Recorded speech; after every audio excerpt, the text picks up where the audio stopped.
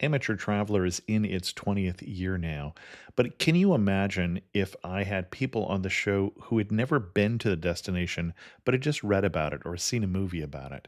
That wouldn't make any sense at all, and you wouldn't listen.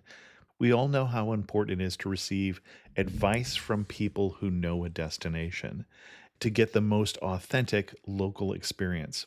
And a great option for experiencing this is Explore Worldwide and their authentic small group adventures, led by local tour leaders, perfect for solo travelers who want to meet like minded people with a desire for adventure.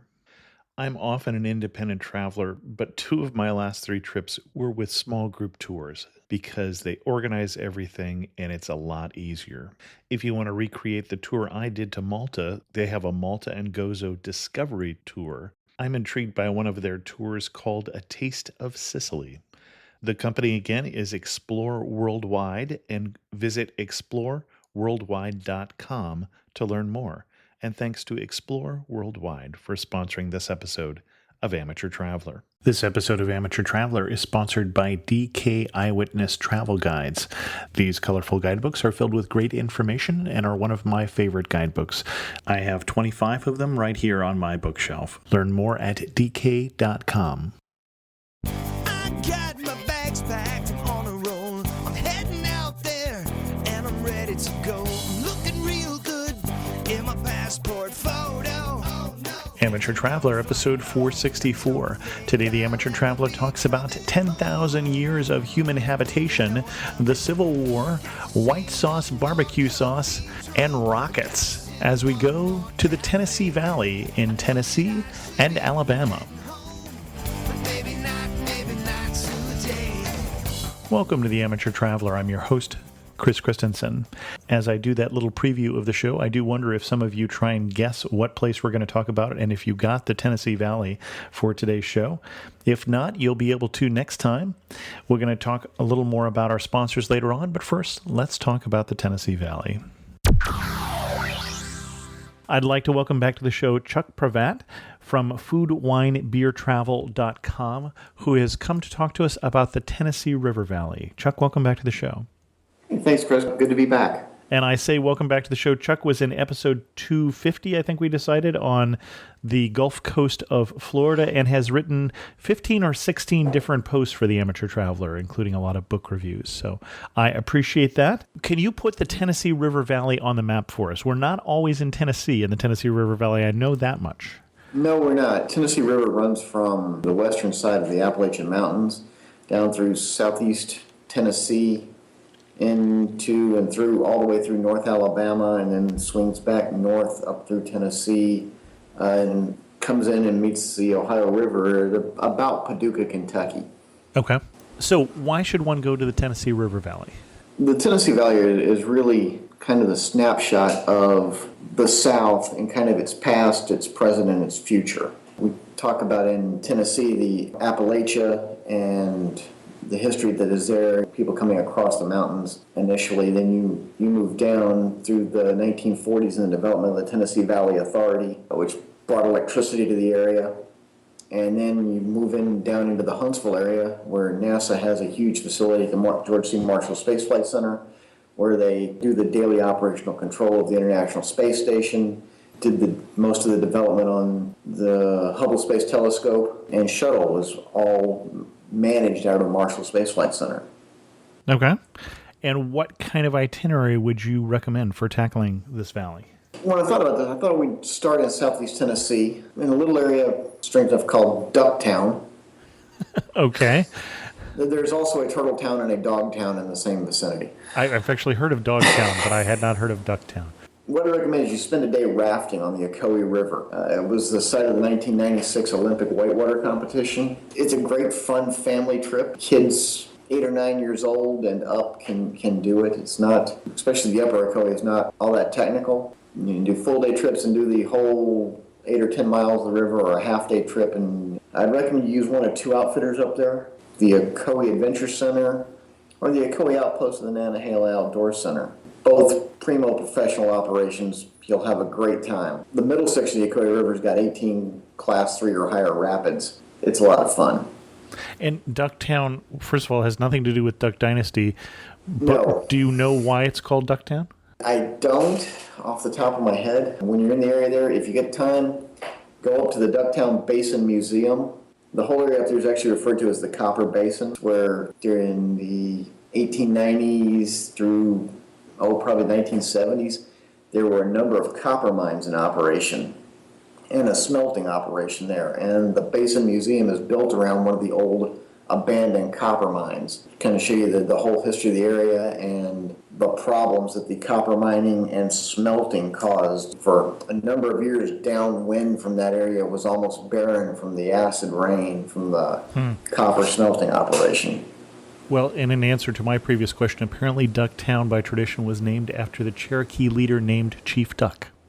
Oh, Which I wouldn't have guessed, but I would apparently never guessed that either. this whole area apparently has a Cherokee background, which I didn't put them that far up into that area. But interesting. Okay, excellent. Where to next? After you get off the river, you continue driving east down Highway 64 into Cleveland, Tennessee. I'd spend a night there and hit the museum at 5 Points there in Cleveland, and that's going to tell you about that whole southern Appalachian history from the pre-Cherokee up through today. A permanent exhibit called River of Time does a great job of telling you all about the history of that southern end of the Appalachians there.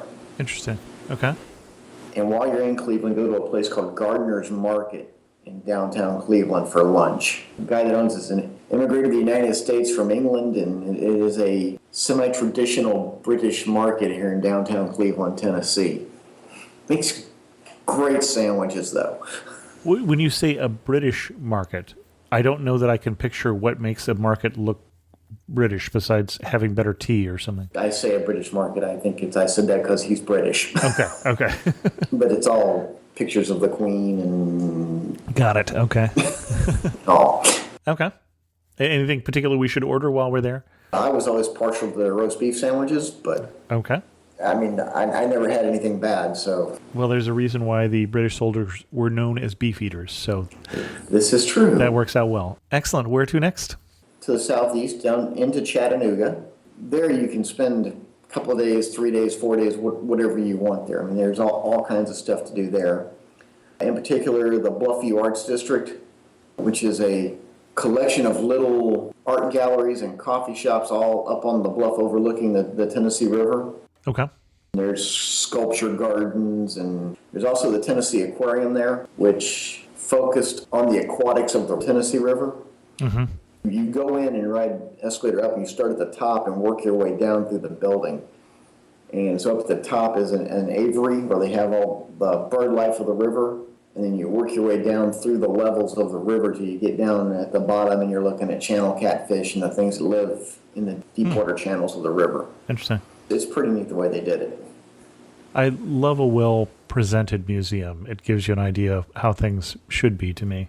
Another things to do there, I mean, just in downtown Chattanooga, if you're a railroad fan, the Chattanooga Choo Choo. Oh, sure, yeah. That's pretty cool. They've taken the old Chattanooga train station and have converted it into a hotel. Okay. They have a number of course, the traditional hotel rooms, but they also have a number of old train cars that have been converted that you can have the train car as your hotel room. Excellent. They also have a huge little model railroad display there, and you can ride an old street trolley car. Around the grounds? Around the grounds, yeah. Excellent. And if you're in Chattanooga in June, you got to time it so you hit the Riverbend Festival. Okay. Now, this is 8 days of music spread over 6, 7, 8 stages, depending on the year, most of which are barges they tie up on the riverbank. Oh, interesting. It's just a great party. Any down there. particular style of music, or is it eclectic? It really just kind of covers everything. Okay. You know, you'll have everything from country to metal. If you're there on Mondays, they have something called the Bessie Smith Strut, which is ladies get dressed up in their Sunday finest and parade down through to some blues music. It's a hoot. Okay. Also along in Chattanooga, you have the Chattanooga and Chickamauga National Military Parks. And I would have been disappointed if you had left them out. Okay. It's about 10,000 acres of military park based along the battles between the Union and Confederate armies for control of Chattanooga. during the American Civil War. Chickamauga was actually the first national military park created. I didn't realize that. It was created, and as part of the park's charter, as I understand it, that it's there for the study of the military arts. And if you get really lucky when you're visiting, you'll run into a group of Army officers doing a staff ride, which is they will go and they will have done research on different aspects of the battle, and they'll go and then be presenting what they found to their peers. So this is currently commissioned officers in officer candidate school or something who are doing this. People, they go there from the Army War College, they'll go there from the Command and General Staff College, from the Officer Candidate School, from all over. They'll come there to do these things. And if you get really lucky, you'll find one of the groups that has the park historian with them. Okay. The park historians there tell some just great stories about the battle and know it in detail and know whatever unit from North Carolina or Ohio crossed that road over there and wound up here. And can get you into that level of detail. There's 9 or 10 different hikes that you can do around the battlefield that they have mapped out. You can do everything from the perimeter hike around the park, which is just over 20 miles, or they have a hike specifically for where the Confederate lines were, or they have what they call the Monument Trail, which takes you through back and forth across the lines to where all the generals had their headquarters and what they could see from there. And there's even a little 5-mile just nature trail there where they can give you a guide and you can go out and hunt the wildflowers. Interesting. Well, you know me, I'm a Civil War buff, so that's something that I would enjoy. It is. Chris, you would have a ball there. Yeah. You can also go up to the top of Lookout Mountain, which is another part of the National Military Park called Point Park, which is right at the point of Lookout Mountain, looking down over the end of the valley and over Chatanooga. There you'll find the largest replica of the Army Corps of Engineers in the world. It's the gateway to Point Park. Okay. It's a big castle. Okay. Let's take a break at this point and talk about our sponsor, who is DK Eyewitness Travel Guides. The last couple episodes, I've been talking about Morocco because I was about to head there and what the Eyewitness Travel Guide had to say about it. I should say I got into trouble because I accidentally left our Eyewitness Travel Guide at home on the nightstand next to the bed and got in trouble with my wife, who was planning on reading it on the plane. Fortunately, Chandra, who is a former guest on the show and one of the people on the tour, had brought her copy of the Eyewitness Travel Guide for Morocco. As I was looking back now at the guide, having been there, there's some great pictures of Ait Ben Haddou, the UNESCO World Heritage Site that we visited. Both the 2-page spread on this wonderful city that we'll talk more about in later episodes, as well as a 2-page spread on what a Kasbah is like. And that's a fortified house. And we saw several Kasbahs, including 6 within the Qasar that was Ait Ben Haddou, the walled city of Ait Ben Haddou. I will say that as fun as it was to use the DK Eyewitness Travel Guide in travel planning, I'm still enjoying it, leafing back through it, seeing all the things that we saw while we were there. If you want to get your own DK Eyewitness Travel Guide, go to dk.com. And other things you can do in Chattanooga, there's hang gliding, water skiing, kayaking, fishing, all of it there along the river. Okay. If you're there in the fall, there's a river boat that's docked there in Chattanooga, and it does color cruises down through the Tennessee River Gorge, which is just west of Chattanooga. If you hit it right in the fall, but the colors there will rival New England. And I'm guessing that's going to be late fall because we're further south. Yeah, it's probably late October. Okay. For the best time there. Okay. So from Chattanooga, I'm going to take you southwest towards Huntsville. And it's about a 2-hour drive from Chattanooga to Huntsville down Highway 72. Now, I notice you're saying the name of that city different than I was. I tend to say Huntsville because that's the way we spell it, but that is not the way we say it. No, it's Huntsville. Okay. You're right. It's spelled Huntsville. I guess if you live there long enough, the T becomes kind of semi-silent. Okay.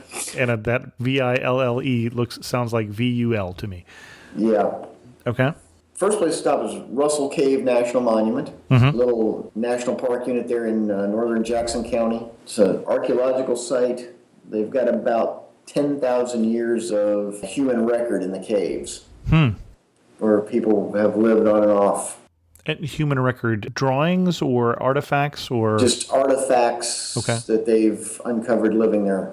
Okay. It's probably a quarter mile or so worth of walking from the visitor center back to the caves where you walk in and you can see, if you time it right, you get to see the archaeologists digging and can interact with them. It's pretty neat. And if you're really lucky and it's the right park ranger's working, he'll take you out and teach you how to throw an atlatl, which is this spear throwing contraption. Oh, okay. That they use for hunting. Big game hunting. Yes. Well, big game being big deer in that area. But you also get your national park passport stamp there. So. All right. So, the next place we're going to stop is something that, it's been on 2020 at least once and Oprah a couple of times. And that's the Unclaimed Baggage Center. Oh, sure. Okay. In Scottsboro. Chris, this place is simply amazing. I don't really know what to say. They've got more stuff that you might need or want than you can possibly imagine. I tried to make a donation just 3 weeks ago, I believe. I mean, everything from prom gowns to wedding dresses to scuba and ski gear. Well, as I recall, they have a website that you can see some of the stuff that they're auctioning off that has not been claimed for a year or something like that. Well, no, this is not auction stuff. Okay. These people will go and buy that stuff at auction and then put it out in a retail setting. Oh, interesting. Okay. Then they sort of have all the clothes dry cleaned. I mean, I know people that have been there to their ski sale, which strangely enough is in like May, and have talked about the fantastic deals they get on ski equipment, where people have left their skis and boots and all on airplanes or in buses or wherever, and it all winds up in Scottsboro, Alabama. I have to figure that some of that was lost in transit rather than that many people are just forgetting they brought skis in the plane, but I could just be wrong. It's a shopping experience. A couple was in there buying engagement rings at Unclaimed Baggage. So, a couple other places you might want to stop on that line. Alabama's newest state park, Cathedral Caverns, is there along the same road. I've never been there, at least since it became a state park. It was a privately owned tourist attraction run for many years and then closed to the public for 30 years. And then the state acquired it and has reopened it as a state park.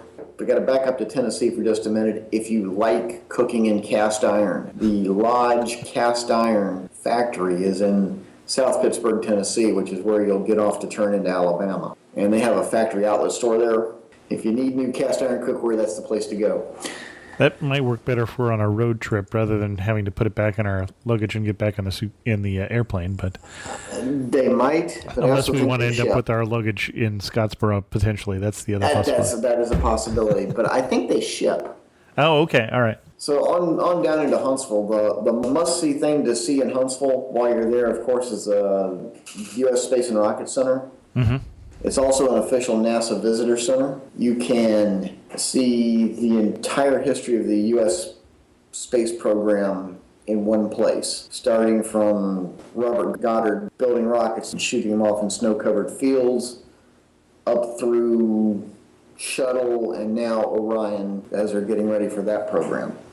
You can get on a bus tour there, and they'll take you out through the Marshall Space Flight Center and show you some of the historic locations out there. Those include the first test stand where they first tested the rocket that carried Explorer 1, the first satellite into orbit, the first U.S. satellite into orbit, I should say. Right, sure.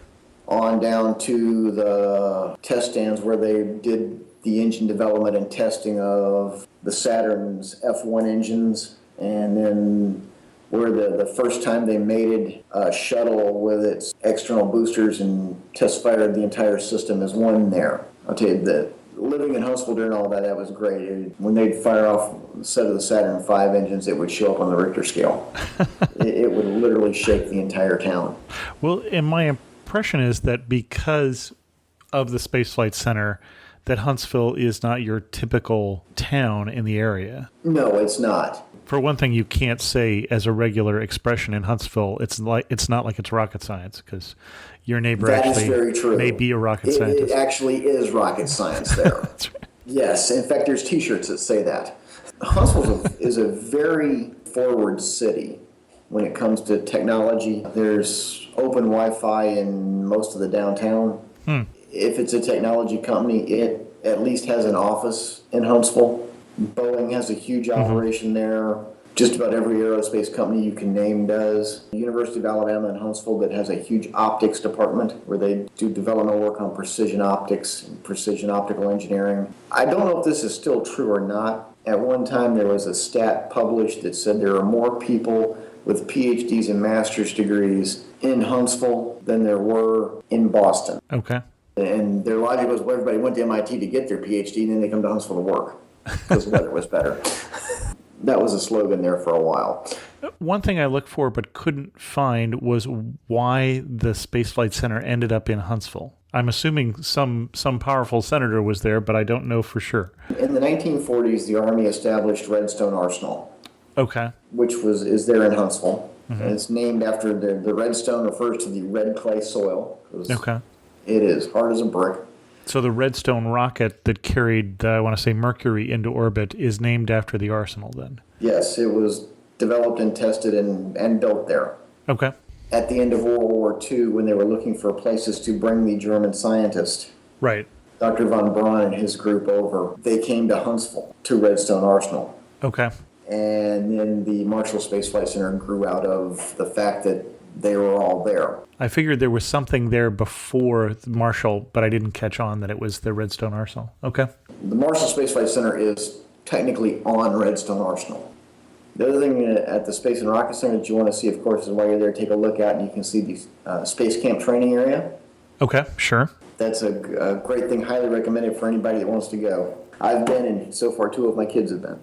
If I was coming to Huntsville as a visitor, I would try to get a cabin up at Montesano State Park. Okay. The park and the cabins were all built by the Civilian Conservation Corps back in the 1930s, towards the end of the Great Depression. They're a little rustic, but comfortable. Great views of the city and the rest of the valley from up there, up on Montesano Mountain, which is just kind of the north side of the city. Day trips out of Huntsville, you can go visit everywhere from the Jack Daniels Distillery up in Lynchburg, Tennessee. That's only about an hour and 10 minutes away. And can you get there on public transportation or get a ride up there, since some people might be tasting while you're there? That would be a good idea. I wish they'd do it. Okay. I was going to say they don't do tours up there. They do tours, but you can't do a tasting there because it's a dry county. Oh, sure, right. You cannot buy Jack Daniels in the county it's I distilled didn't know in. that. Interesting.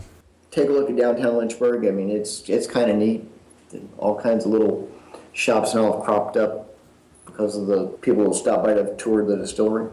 So out of Huntsville, go a little further west to Muscle Shoals, Alabama. And strangely enough, Muscle Shoals is this little town, part of what we call the Quad Cities in North Alabama. But it's a center for music recording. Everybody from Paul Simon to Aretha Franklin to Bob Dylan have recorded there. I guess Fame Studios is the big one.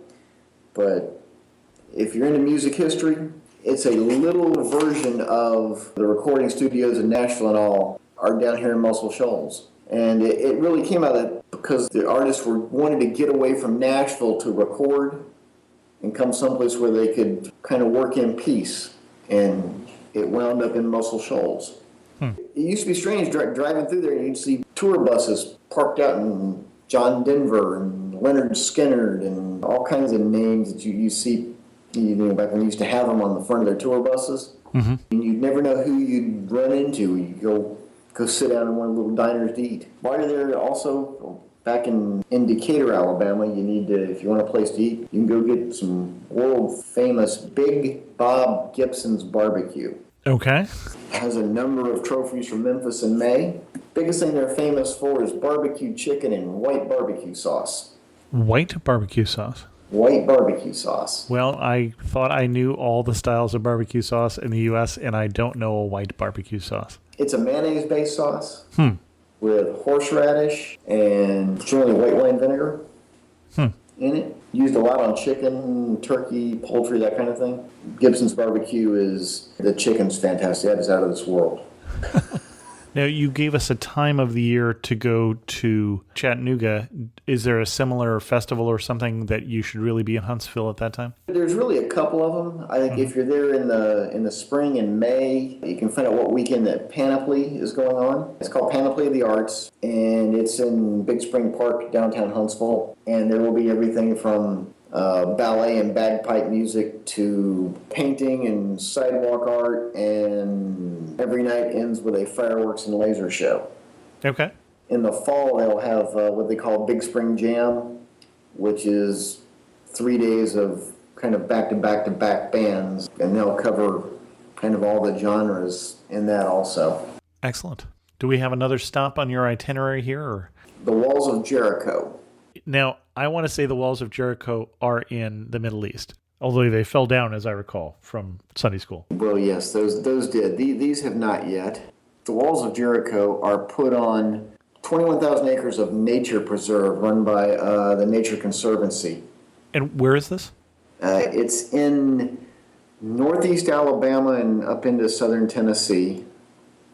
It is a beautiful day hike. It's, I want to say, 5 or 6 miles back into it there, just north of Woodville, Alabama. And why do they call it the Walls of Jericho? Are there walls? It's a box canyon. Ah, thank you. Okay. Yeah. It's a beautiful place to get out and go hike. I think that you hike up along the banks of what's called Hurricane Creek, and you can literally go right up the creek to where the water pours out of the rock. Okay, where the spring is. Right.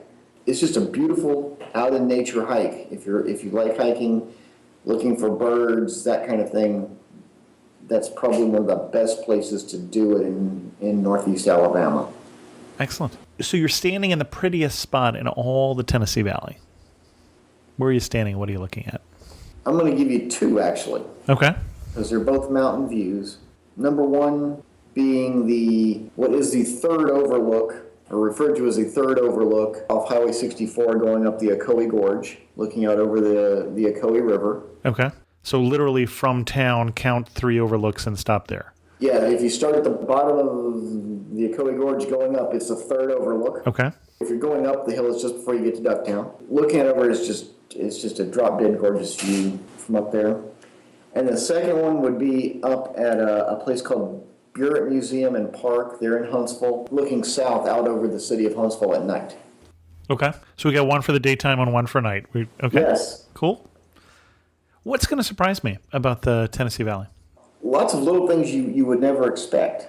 Okay. Besides the white barbecue sauce, I should Besides say. the white barbecue sauce. It's really not anything in Huntsville to be sitting at a table in a restaurant and hearing the guy said, yeah, when I spent 6 months on the space station in the booth next to you. It's those kind of things that will surprise you about that area. Excellent. Now, when I tell, especially the Huntsville Chamber of Commerce or the CVB, the Convention and Visitors Bureau, and the Chatanooga, that we've done this show, what are they going to recommend that you skipped over because you don't think they're worth the time? Ruby Falls. Okay. That's on Lookout Mountain in Chattanooga. I've never been a big fan of just riding the elevator down to look at an underground waterfall with some lights put on it. I like the idea of riding down to see an underground waterfall, but... Yeah, I guess it's neat once. Okay. I never thought it was worth doing. Okay. And you've mentioned the white barbecue sauce. Is there anything else we should eat when we're in this area? No, that's probably the most unusual is Big Bob Gibson's white barbecue sauce. Okay. I tell you, you're going to get good barbecue just about anywhere you stop that has smoke coming out of it. I just have a picture of me stopping in a restaurant that's on fire. But before I get to my last 3 questions, what else should we know before we go to the Tennessee Valley? I would recommend not going in late July and August. Okay. It'll be 95 degrees with 95% humidity. Mm-hmm. That's not the day you want to be tripping around Rocket Park at the Space Museum. That sounds like a good day to go take an elevator down to see an underground waterfall, actually. But maybe. Excellent. One thing that makes you laugh and say only in the Tennessee Valley. Only in the Tennessee Valley will you see 2 full-size Saturn V rockets standing up by themselves. That is unusual. And how tall is the Saturn V rocket? Do you know off the top of your head? 363 feet. And you'll find 2 of them. One there at the Space Museum in Huntsville, and then there's another one at the Alabama Welcome Center on Interstate 65 between Huntsville and Nashville. Huh. Okay, well, that's going to make that easy to spot. Yeah, you can't miss it. Excellent. Finish this sentence. You really know you're in the Tennessee Valley when what? I think you may have just answered my question. Well, I think for that one, I'd say when you're sitting in a restaurant and the guy next to you talks about his six months on the space 6 months of station. space station. Okay. And if you had to summarize this region in just 3 words, what 3 would you use? Past, present, and future. Interesting. Okay. Our guest again has been Chuck Prevatte. And let me ask you, Chuck, where can people read more about your travels? At foodwinebeertravel.com. I sense a theme here, Chuck. They say you should write about things you enjoy. Okay. So that's how the name came about. And as with Amateur Traveler, the URL was available. Excellent. Well, thanks so much for coming back on the Amateur Traveler. It's been fun, Chris. Thank you. In news of the community, I heard from Diane this week, who said, "Thanks, Chris, for the link to your Easter Island podcast. I'm headed there in a few weeks, and it was good to listen to Mike and Hillary's take on it. But as I could find no dates as to when the interview/podcast was conducted, after listening for a while, I understandably was disappointed to inadvertently learn that their visit to Easter Island was more than 6 years ago. Worse, some key information in the podcast has now changed, e.g., for more than a year now, there's no longer the $160 reciprocity/visa fee for U.S. citizens visiting Chile, and there is more than a single flight to and from the island from Santiago.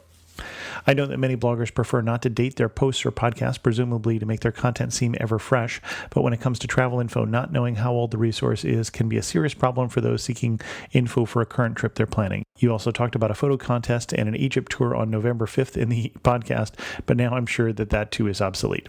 In short, did I somehow miss the date of the podcast?" And Diane is right. We don't tend to have dates on Amateur Traveler. I used to have them there. I'll probably put them back at some point, but part of the problem is that there is so much that is relevant. What we're really trying to do with Amateur Traveler is trying to answer the question of, should I go to this destination? We don't believe in general that it's the final word, that's more of the start of your trip planning rather than the end of it. But I've been trying to do a better job, for instance, of when I mention dates like the Egypt tour, of trying to put in a year, but I'm not too surprised to find out that I forgot, because I do sometimes forget that.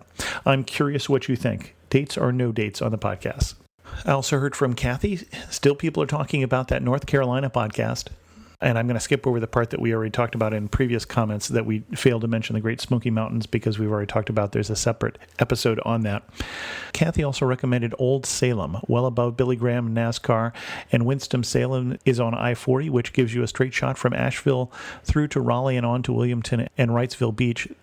Then there's a zoo deliberately located in the middle of the state, and according to the Wikipedia, the largest walk-through zoo in the world.